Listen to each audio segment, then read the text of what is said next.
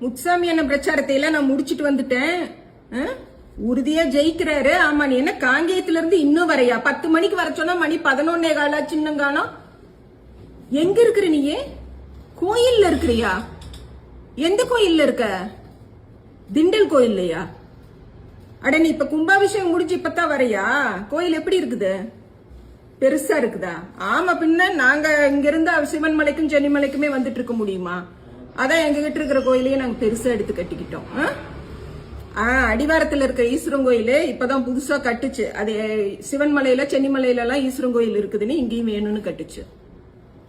ஆமா, இந்த அறநிலையத்துறைக்கு கீழே தான் கட்டுச்சு. முத்துசாமி அண்ணன் ஈரோட்ல இருந்தா தினம் கோயிலுக்கு போய் அவரோட மேற்பார்வையில தான் அந்த கோயிலை கட்டுச்சு.